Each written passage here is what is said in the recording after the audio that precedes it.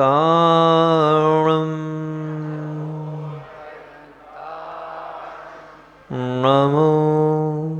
सिद्धाणम्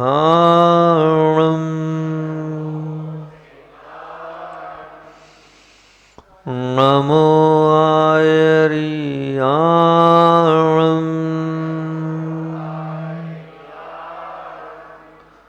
नमो वज्रायाणम्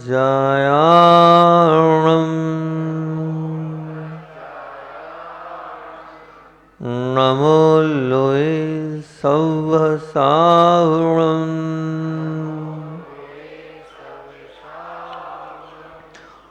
नमो अरिहन्ताणम्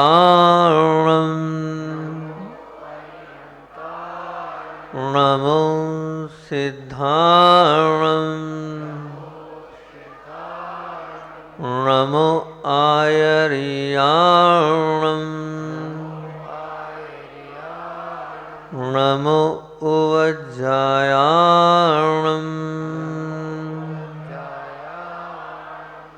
नमो लोये सवसाहुणम्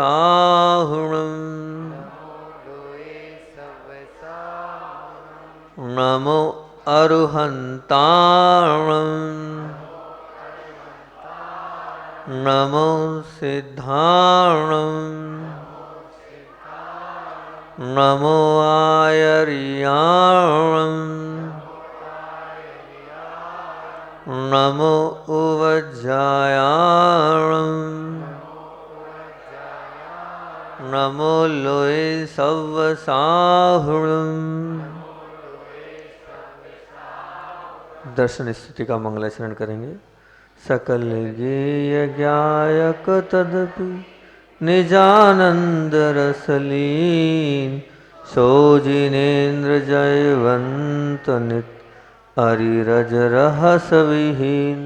बोलिए देवादिदेव 1008 मूल नायक श्री चंदा प्रभु भगवान की जय। बंडी मामोरा के बड़े बाबा आदिनाथ भगवान की जय। परमोपकारी आचार्य भगवंत विद्यासागर जी महामुनि राज की जय। पूज्य संधान सागर जी निरंजन सागर जी महाराज की। परम पूज्य मुनि श्री 108 दुर्लभ सागर जी महाराज की। सद आचरण की चर्चा अपन लोग कर रहे थे और अपनी कहानी तो बहुत धीरे धीरे बढ़ती है। सद आचरण में अपन ने समाधान वृत्ति पे चर्चा करी थी। समाधान वृत्ति के बाद अपन ने काय पे चर्चा करी थी? संवेदनशीलता पे चर्चा करी थी। स्वाध्याय की चर्चा चल रही थी और अधूरी रह गई थी, समय अपना हो गया था। आज अपन स्वाध्याय का अंत कर देते हैं ताकि कल से अपन नई कारिका ले सकें। तो सद आचरण में स्वाध्याय की बात चल रही थी और उसमें हमने प्रारंभ हम रोज करते हैं और आज भी कर रहे हैं। वो अपना प्रारंभ था संसार से और धर्म जगत से, मोक्ष मार्ग से। तो शुरुआत करी थी रोको मत जाने दो और रोको मत जाने दो। इससे अपने बात प्रारंभ करी थी। इसका अर्थ तो अपन बहुत बार कर ही चुके हैं, लेकिन इसको अपने दिमाग में हमेशा रखना।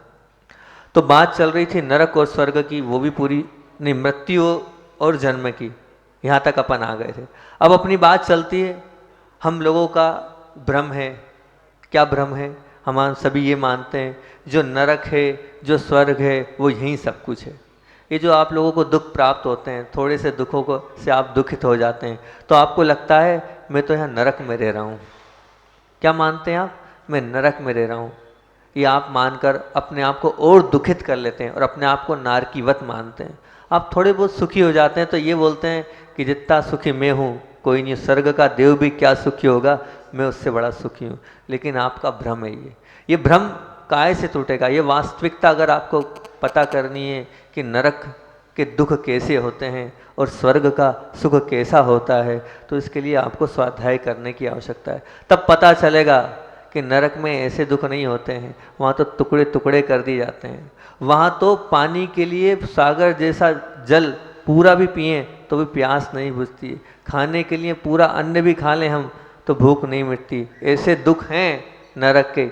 यहाँ के दुख को नरक का दुख मानना ये भ्रम है, ये भ्रम है। और ये भ्रम तभी टूटेगा जब हम माँ जिनवाणी को रोज प्रतिदिन स्वाध्याय करेंगे। तब उस वास्तविकता से पता चलेगा कि नरक और स्वर्ग तो बहुत अलग चीज है। दूसरी बात, बुद्धि स्वीकार करे वही सत्य है, ये भी आपका भ्रम है। जो बुद्धि आपसे देख रही है, समझ रही है, और आप जिसको समझ पा रहे हो, आप मान रहे हो वही सब कुछ सत्य है, नहीं, ये आपका भ्रम है, ये भी भ्रम है। और ये भ्रम कब टूटेगा? जब आप माँ जिनवाणी का स्वाध्याय करेंगे, उसको अपने में हृदय में उतारेंगे, तब आपको ये सब भ्रम दूर होगा। आपको लगता है कि महाराज जी बोल रहे हैं जल में जीव है, और कितने हैं एक बूंद में? 36,000। ये जब कब पता चलेगा कि हम एक एक बूंद को घी के जैसे यूज करेंगे? वो घी के जैसे यूज करने का विवेक कब आएगा? जब हम स्वाध्याय करेंगे, तब पता चलेगा कि इतने से जल में हमने कितने जीवों की हिंसा करी। लेकिन बुद्धि स्वीकार ही नहीं कर रही है, उस जल में इतने सारे जीव हैं। वो बुद्धि कब, वो भ्रम हमारा टूटेगा? माँ जिनवाणी के स्वाध्याय से। हम आलू खा रहे हैं, बड़े शौक से खा रहे हैं, क्योंकि हमें उस आलू की वास्तविकता के अंदर पता ही नहीं कि वो आलू क्या है। उसके कण कण में अनंतानंत जीव हैं, इतनी राशि उस आलू के कण में है। पर वो बुद्धि स्वीकार करे तब तो।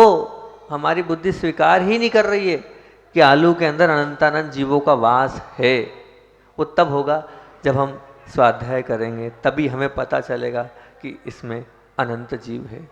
हमें लगता नहीं है कि पेड़ पौधों में जीव है, हम चल जाते हैं हरि के ऊपर। क्यों? आपको नहीं मालूम, जैसे हमारी जान है वैसी उनमें भी जान है। पृथ्वी का एक जीव है, हम उसको खोद रहे हैं, उनमें भी जान है, उसमें भी जीवत्व है। पृथ्वी का है कि अवगाहन अली, वो भी अपना खुद का जीवन जी रहे हैं। तो ये सब विवेक मात्र स्वाध्याय करने से आएगा। कैसे आएगा? अंदर से स्वाध्याय की रुचि अगर होगी, माँ जिनवाणी को समझने के हमारे भाव होंगे, तब हमें पता चलेगा। सत्य को अस्वीकार करने से सत्य का कोई नुकसान नहीं होता है। सत्य को अस्वीकार करने से सत्य का कभी नुकसान नहीं होगा। जो नुकसान होगा सत्य को नकारने वाले का होगा। और आप लोग अगर सत्य को नकार रहे हो तो आप बहुत बड़ी गलती कर रहे हो। सत्य को स्वीकारना सीखो। और जो हम भ्रम और वास्तविकता, हमारी आधार भूमिका थी कि हम भ्रम और वास्तविकता इनसे अवगत नहीं है, क्या भ्रम है और क्या वास्तविकता है। और अगर भ्रम और वास्तविकता को हमें पता करना है तो बार बार एक ही चीज़ पे जोर दिया जा रहा है, स्वाध्याय। वो स्वाध्याय के लिए, वो गुरुओं की वाणी को सुनने के लिए अंदर से पुरुषार्थ चाहिए, अंदर से रुचि चाहिए, अंदर से समय देने की भावना चाहिए कि नहीं, कुछ भी हो जाए हमें नहीं छोड़ना, हमें तो सुनना है, गुरुओं की वाणी को सुनना है, प्रभु के वचनों को सुनना है। ऐसे अंदर से भूख होनी चाहिए। तब आपके अंदर वो भूख जागेगी, तब आप गुरुओं से जुड़ने के लिए आगे बढ़ेंगे। अभी एक अच्छी चीज़ याद आ गई, वो बता देता हूँ। एक माँ अपने बच्चे को लेके आई, डोंगरगढ़ की चर्चा है, गर्मियों की बात है, छुट्टियाँ थी, सभी लोग चौका लेके आते हैं आचार्य श्री के पास वहाँ। तो एक माँ अपने बच्चे को लेके आई, बालक था 8-10 साल का लगभग होगा वो बालक। बोले महाराज जी आपसे एक निवेदन है। मैंने कहा हाँ बोलो। बोले कोई मंत्र दे दो। मैंने कहा मंत्र दे दो? बोले हमारा बालक जो है उसका क्षोभसम बहुत कम है, मैं उसको बहुत पढ़ाती हूँ और उसका क्षोभसम बढ़ता ही नहीं है। मैं उसको बहुत पढ़ाती हूँ, उसका क्षोभसम बढ़ता ही नहीं है, मैं याद कराती हूँ अगले दिन भूल जाता हैगा। मैंने कहा ठीक है, विकल्प नहीं करो, अभी बच्चा है और धीरे धीरे अभी जुड़ेगा, सब अच्छा हो जाएगा। हमने उससे बात करी, कौन सा मंत्र फेरते हो? नमोकार मंत्र आता है? हाँ आता है। हमने कहा अभी यहाँ इसको रोज भेजा करो। अभी कितने दिन के लिए आए हो बालक? बोले 10 दिन चौका लाए। हमने कहा रोज आना है ना, महाराज लोगों की वैयावृत्ति करना, सब ठीक हो जाएगा। आशीर्वाद दे दिया और बालक जुड़ गया। 2-3 दिन हुए, 4 दिन हुए, 5 दिन हुए, फिर वो बालक एक महाराज जी से चर्चा कर रहा था। बोले महाराज जी IPL चल रहा है, IPL ने फलानी टीम ने, उस खिलाड़ी ने, मेरे को ज़्यादा नहीं मालूम, पर मैं सुन रहा था वहीं बैठे बैठे, उसी बच्चे की बात वो महाराज जी से कर रहा था। तो वो बच्चा बोल रहा था वो उस देश का है, अलग अलग शायद देशों के रहते हैं, उस देश का है और इतने में उसने, उन टीम ने खरीदा है और उसने इतने रन बनाए। अब वो टीम का है, उसने इतने विकेट लिए, उसने 10-12 खिलाड़ियों के नाम बता दिए, 12-15 बल्कि नाम बता दिए, उसने इतने बनाए, इसने इतने बनाए, उसने उतने बनाए। मैं दंग रह गया। कल परसों 2 दिन पहले तो उसकी माँ आई थी, वो माँ बोल रही थी कि इसका क्षोभसम कमजोर है, और ये तो फटाफट नाम, इतने रन, इतने विकेट, वो कैच आउट हुआ था, वो क्लीन बोल्ड हुआ था, वो रन लेने में आउट हुआ था, सब बता रहा है वो तो। मैंने सोचा सबसे बड़ी चीज़ ये रुचि की। उस बालक की उस क्षेत्र में रुचि थी तो उसने सब कुछ याद कर लिया, सब कुछ उसने आत्मसात कर लिया। अभी उसकी रुचि क्षयोत्सम तो है, दिख रहा है, जब इतनी सारी चीजें बता रहा है तो उसका मतलब क्षयोत्सम है, तभी तो बता रहा है वो।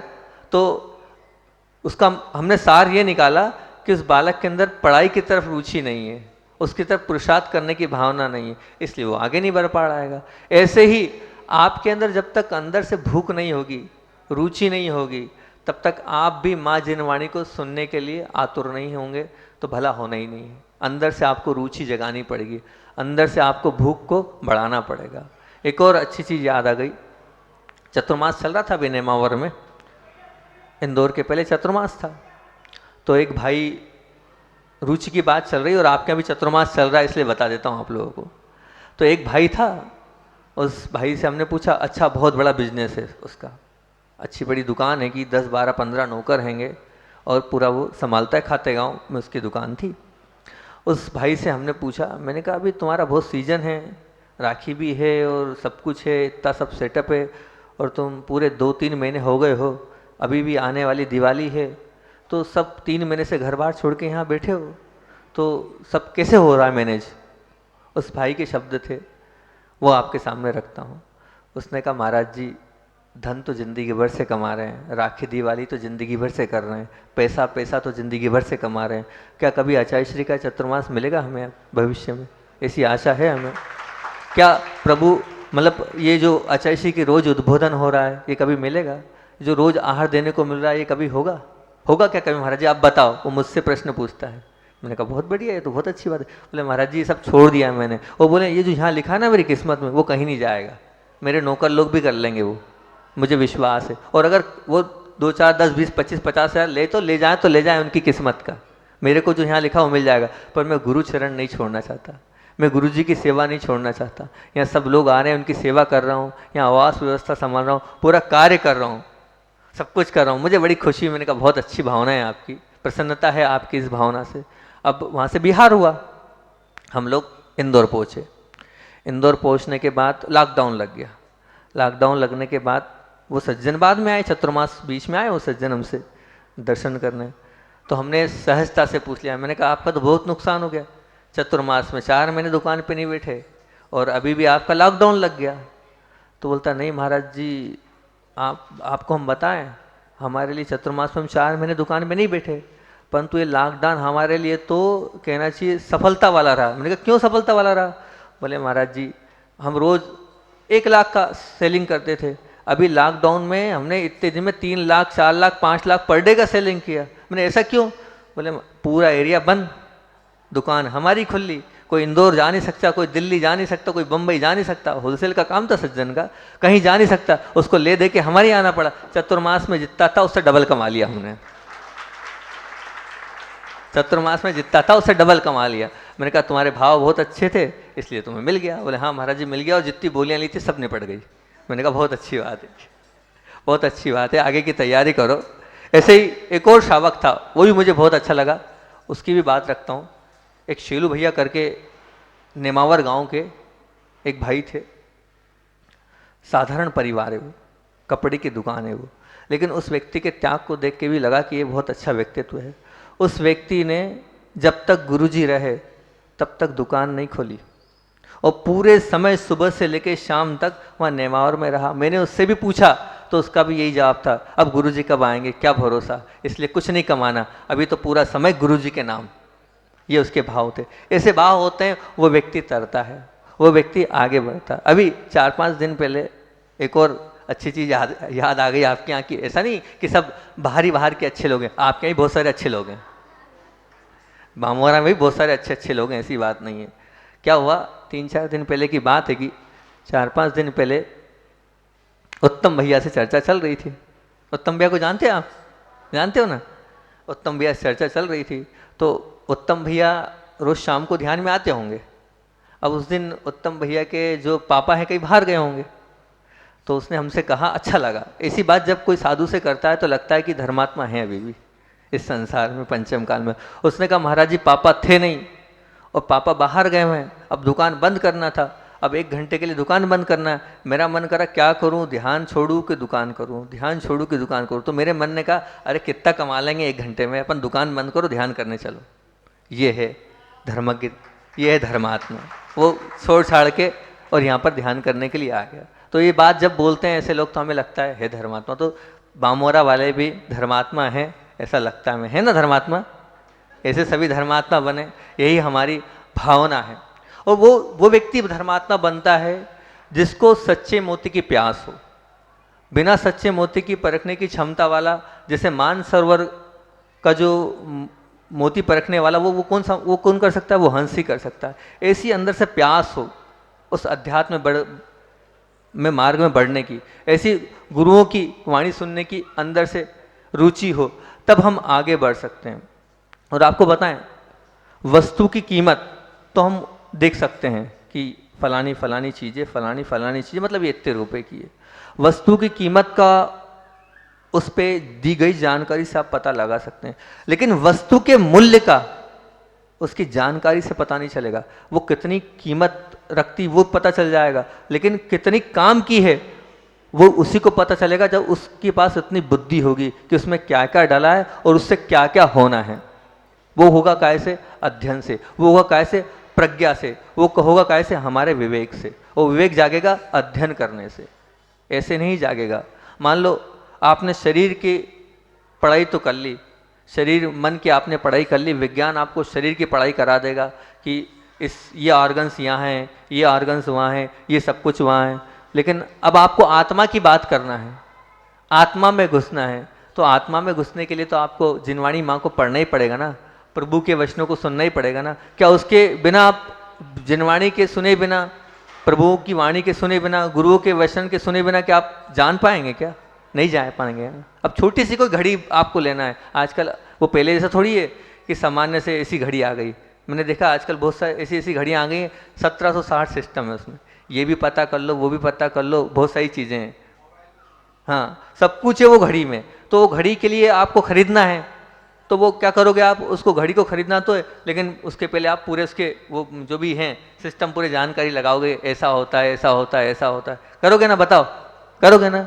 पता चलेगा तभी तो आप घड़ी खरीदोगे। कोई भी साधना करना है आप, तो साधना के मार्गों को पहले आप समझोगे ना कि ये साधना हमें करना है, तो वहाँ तक जाने के लिए फलाना मार्ग है, या साध्य, आप कोई साध्य निश्चित किया आपने, तो साध्य के स्वरूप को जब तक आप नहीं जानोगे तब तक आप वहाँ तक कैसे पहुँचोगे? बिना स्वरूप के आप पहुँच सकते हो क्या? बताओ मुझे आप। बिना साध्य के जानकारी के बिना, जिना स्वरूप को जाने बिना हम वहाँ तक नहीं पहुँच सकते भैया। तो हम साध्य को समझे तो। हर व्यक्ति आ रहा है मंदिर में, चावल चढ़ा रहा है, भगवान जैसे बनना है, भगवान जैसे बनना है, खूब विधान कर रहे हैं, हम खूब कर रहे हैं, लेकिन अब वो भगवान कैसे बनते हैं, क्या स्वरूप है, वो समझेंगे तब तो हम भगवान बन पाएंगे।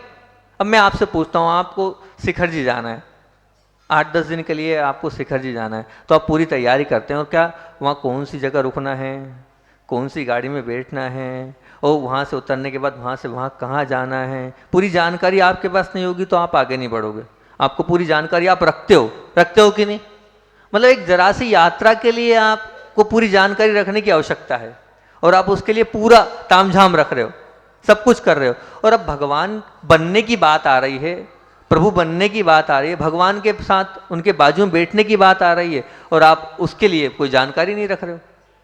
बस जो भेड़ चाल चले आ रही है, हाँ बस अर्घ चावल चढ़ा दिया, इतना ही धर्म नहीं है। धर्म बहुत कुछ है। वो धर्म बहुत कुछ तब आएगा आपके पास जब आप क्या करोगे? स्वाध्याय। सूर्य का प्रकाश है, उस सूर्य के प्रकाश में हमें गड्ढे दिखते हैं, तो हम उन गड्ढों में गिरेंगे क्या?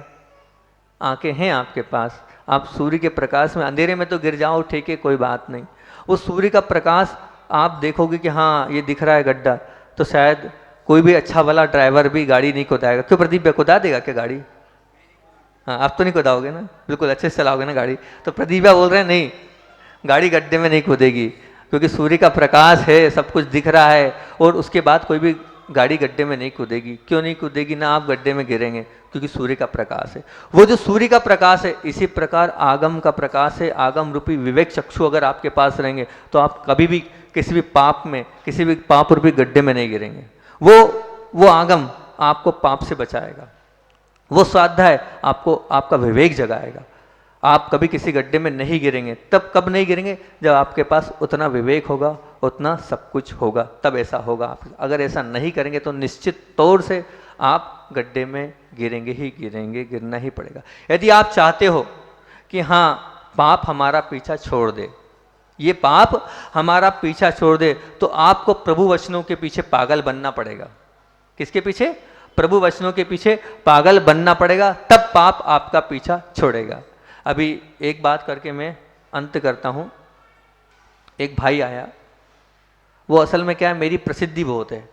महाराज जी ज्योतिष जानते होंगे, महाराज जी वास्तु जानते होंगे, ये जानते होंगे, वो जानते, तो कोई ना कोई समस्या लेके जाता है। तो मैंने यही कहा, मैं सिर्फ भगवान के मंदिर के विषय में जानता हूँ, ज़्यादा नहीं जानता हूँ, लेकिन आप आए हो तो आशीर्वाद है। उन्होंने बताया महाराज जी ऐसा घर में वैसा घर में। तो मैंने उनसे इतनी ही बात बोली।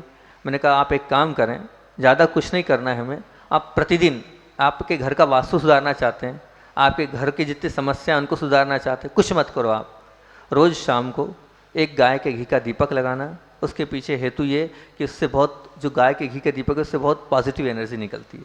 और एक जिनवाणी के आगे लगाना, किसी फोटो के आगे मत लगाना। गाय के घी का दीपक लगाना। दीपक लगाने के बाद सभी लोगों को, जितने भी घर में हमारे सदस्य हैं, उन सबको आमंत्रित कर लेना। आमंत्रित करने के बाद भक्ति भाव से भक्तामर का पाठ करना। भक्तामर का पाठ हुआ और उसके बाद प्रभु भक्ति तो की ही आपने, और प्रभु भक्ति के बाद वहाँ के जितने भी देवी देवता उनको भी बुला लेना, क्योंकि हम जिस घर में रह रहे हैं वहाँ कोने कोने में सब बसे हैं, सबको बुला लेना। आप भी आओ और हमारे साथ भगवान की भक्ति करो। जय जिनेन करना, नमोस्तु मत करना। वो जय जिनेन के, उनके साथ अपना व्यवहार, आपका व्यवहार जय जिनेन का और हमारा आशीर्वाद देने का व्यवहार है उनके साथ। तो आप जय जिनेन करके उनको बुला लेना। बुलाने के बाद उनको भी शामिल करना और बढ़िया भक्ति से भक्तामर का पाठ करना। भक्तामर का पाठ हो जाए उसके बाद जितना तुम्हें लगता हो प्रभु की वाणी का वाचन करना। मैंने कहा जिस क्षेत्र में भक्तामर का पाठ होगा, भगवान की भक्ति होगी और प्रभु की वाणी का वाचन होगा, तो अपने आप सब नकारात्मकता निकल जाएगी। निकलना ही है और निकलेगी निकलेगी। तो बोले ठीक है, सब अच्छा हो जाए। मैंने बिल्कुल अच्छा होगा, निर्विकल्प होके करो आप सब कुछ। टाइम फिक्स रखना, प्रतिदिन करना, इसमें कोई समझौता मत करना। टाइम आपका जो रहे वो 9 बजे, 9:30 बजे, जो आप सब परिवार बैठ सके। अब वो ऐसा करना, टाइम ऐसा फिक्स रहे कि उस समय कोई मेहमान भी आया तो उससे बोल देना बैठ जाओ भैया। उस समय कोई टीवी नहीं चलेगी, उस समय कोई मोबाइल नहीं होगा, सब बंद। आधा घंटा प्रभु भक्ति में। मैंने कहा सामूहिक पुण्य होता है ना, वो सामूहिक पुण्य बहुत तगड़ा होता है। अकेले व्यक्ति का पुण्य कभी कभी काम नहीं करता है और सामूहिक पुण्य काम करता है, और इस सामूहिक पुण्य से आपका बेड़ा पार हो जाएगा। उसने कहा ठीक है महाराज जी, मैं प्रारंभ करता हूँ। मैंने कहा अच्छा दिन देख लेना, अच्छे दिन से प्रारंभ करना। और जी बोले महाराज जी कहीं बाहर गया तो मैंने कहा एक काम करना, क्योंकि बाहर तुम गए ताला लगा, तो साथ में जितने भी तुम्हारे घर के देवी देवता हैं वो हैं, तो उनको जय जिनेन करके बोलना 8 दिन, 4 दिन, 10 दिन के लिए मैं आपका स्वाध्याय नहीं करा पाऊंगा, और जो टाइम फिक्स रहे उसी में कराना, नहीं तो वो लोग भी इंतजार करते हैं। ठीक है महाराज जी। उसने प्रारंभ किया। प्रारंभ करने के बाद उसका जो अनुभव था मैं आपको सुनाता हूँ। उसने मुझसे कहा महाराज जी कुछ हो चाहे नहीं हो, बहुत सी चीज़ें सुधर गई। मैंने कहा हाँ बोलो। बोले रात में जब हम आके बैठते थे तो रात में आके हम लोग बैठते सब थे, विकथा के अलावा कुछ नहीं करते थे। बैठना तो है ही सबको एक साथ, हम मिलके यहाँ वहाँ की बातें करते थे, विकथा करते थे। बुराई करेंगे, निंदा करेंगे, यहाँ वहाँ की बात करेंगे, एक कम से कम वो मिलना मिलेगा, हाँ, बहुत अच्छा। दूसरी बात, हम परिवार वाले कम से कम एक साथ मिलके बैठने तो लगे, एक साथ बैठने लगे, कम से कम एक साथ बात होने लगी हमारी, तो उससे हमारा प्रेम बढ़ा। मैंने कहा बहुत अच्छी बात है, बहुत बढ़िया बात है। बोले तीसरी बात एक बहुत अच्छी ये हुई। मैंने कहा हाँ। बोले हुआ ये, जैसे मान लो पापा जी हैं, अब पापा जी कोई काम कर रहे हैं तो मेरी हिम्मत तो नहीं उनको समझाऊँ मैं, अब मैं रहा छोटा, अगर मैं समझाने गया तो विवाद का कारण। तो बोले महाराज जी ये होता था कि अब कोई ना कोई चीज़ तो आई जाती थी स्वाध्याय के बीच में, उस स्वाध्याय के बीच में उसके बहाने हम बोल देते थे कि देखो ऐसा होता है, तो खुद कहते थे हाँ मैं भी ऐसा करता हूँ, तो वो बहुत सारी चीज़ें तो यहीं सॉल्व हो जाती है। मैंने कहा बहुत अच्छी बात है। बोले मन में जो एक द्वेषपना था एक दूसरे के प्रति, वो स्वाध्याय से अपने आप खत्म हो गया और आपस में प्रेम बढ़ने लगा। मैंने कहा सच्चा तो धन यही है, आपस का आपका प्रेम बढ़ गया, आपस का आपका स्नेह बढ़ गया, आपने आधा पौन घंटे बैठ के धर्म ध्यान कर लिया, साथ में भक्ति कर ली, यही तो सब कुछ है। मैंने कहा इससे आपका अपने आप सब भला हो जाएगा, सब कुछ अच्छा होता चले जाएगा। इस प्रकार से आप लोग भी अगर अपने घर में प्रतिदिन स्वाध्याय करेंगे, भक्तामर का पाठ करेंगे, तो आपके यहाँ भी सब कुछ मिलेगा, जो आपको चाहिए वो सब मिलेगा। वो मिलता काय से? पहले दिन मैंने आपसे कहा था, मैं आपको खुलेआम कह रहा हूँ, पुरुषार्थ से धन नहीं बढ़ता, पुरुषार्थ से धन नहीं बढ़ता। धन काय से बढ़ता है? पुण्य से।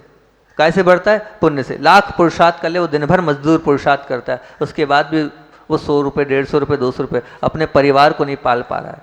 और एक व्यक्ति कुछ नहीं कर रहा है, एक साइन कर रहा है, लाखों मिल रहे हैं। उसने कौन सा पुरुषार्थ किया? एक सिर्फ यूं ही तो करा है, जैन साहब ही तो लिखा है उसने, एक इतना ही साइन तो किया है जैन साहब, इतने में उसका काम हो गया और लाखों रुपए मिल गए उसको। तो क्या है ये पुण्य है। वो पुरुषार्थ से कुछ नहीं मिलता, वो पुण्य से मिलता है। आप लोग जितना पुण्य इकट्ठा करोगे उतना आपका भला होता जाएगा, भला होता रहेगा।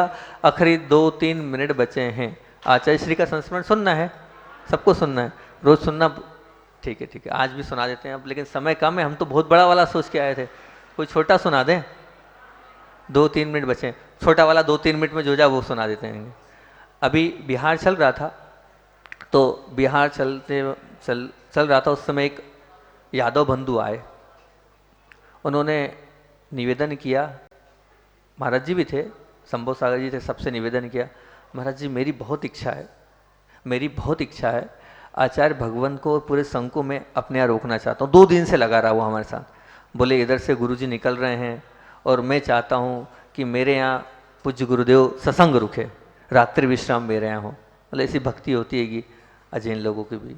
जब उन्होंने निवेदन किया तो जो साथ में बंधु लोग चल रहे थे, जो आगे व्यवस्था देखते हैं, उनसे कहा भैया आगे जाके देखना आप क्या व्यवस्था होती है वहाँ, इनकी बहुत भावनाएं ये लगे हैं। तो जाओ, देखा, उनका घर देखा, उनका घर इतना बड़ा नहीं था, इतना बड़ा संघ रुक जाए। अभी इतना छोटा संघ की बात नहीं थी, बड़ा संघ था तब की बात थी। तो उनका घर देखा, घर में इतना बड़ा घर नहीं था कि पूरा संघ वहाँ पर रुक जाए और सब कुछ हो जाए। गर्मी का समय था, दिन भर भी करना है, अलग अलग स्थान नहीं था। तो उसको समझाया बहुत कि भैया एक काम करो, तुम किसी न किसी श्रावक को चौका दे दो, तो कोई ना कोई साधु के चरण पड़ जाएंगे।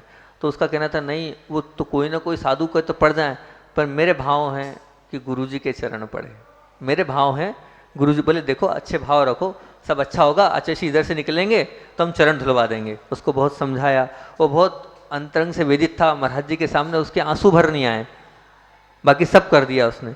बोले महाराज जी कुछ हो जाए, बस आचार्य श्री को रोक दो, बाकी साधु अलग रुक जाए, पर मेरे यहाँ संग रुक जाए, गुरु जी के चरण पड़ जाए। उसकी भावनाओं देख के ऐसा लगा कि अजैन बंधु भी इतनी भक्ति गुरु जी देव के प्रति करते हैं, धन्य है। हुआ ये कि उसकी भक्ति तो थी। आचार्य श्री आहार के निकले तो एक दक्षिण के भाई लोगों का चौका आया था। दक्षिण के भाई लोगों को उसने अपने यहाँ चौका दे दिया। एक चौका और आया था, 2 चौके उसने अपने यहाँ लगा दिए। और देखो जिसकी भक्ति होती है ना, उसके यहाँ तो सब अपने आप हो जाता है। और योग संयोग की बात है कि जो दक्षिण वाले भाई लोग आए थे उसी के चौका लगा था और उन्हीं के पड़गान हुआ और गुरु जी के चरण भी पड़ गए। तो ऐसी भक्ति आप भी करो कि आपके बामोरा में प्रत्येक घर में गुरुदेव के चरण पड़े। बोला आचार्य भगवान विद्यासागर जी महामुनि राज की जय। बोधि समाधि परिणाम शुद्धि सात्मोपलब्धि शिव शोक सिद्धि चिंतामणिम चिंतित वसुदाने त्वाम वंद मानस्य ममास्तु।